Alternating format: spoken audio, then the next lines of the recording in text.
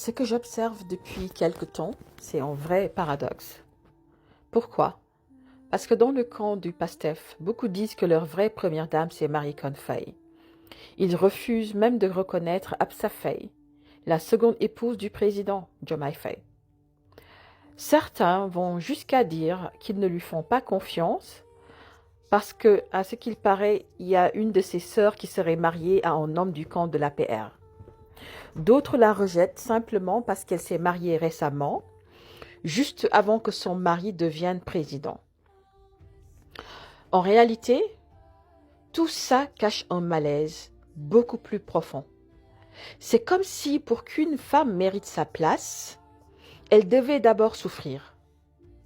Comme si la douleur était la preuve du mérite. Non, c'est pas vrai. La souffrance, ce n'est pas un diplôme.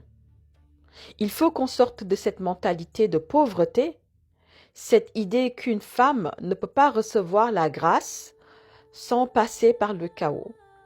Pour une fois, le Sénégal a deux femmes, dignes, élégantes et raffinées, Marie-Conne Faye et Absa Faye.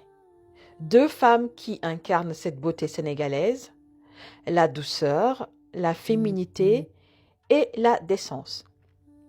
Et pourtant, au lieu d'en être fiers, certains passent leur temps à les critiquer.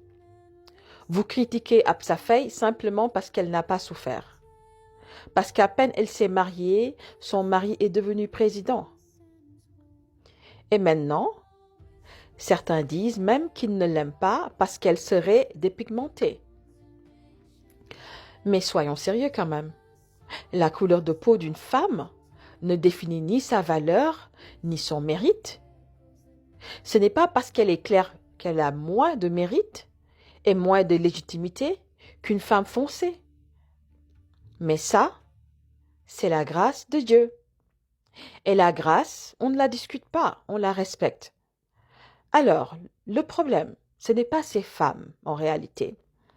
Le problème au Sénégal, c'est notre rapport à la réussite féminine.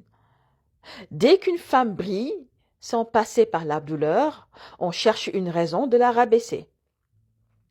Pourtant, l'élégance, la classe et la grâce sont aussi des formes de puissance.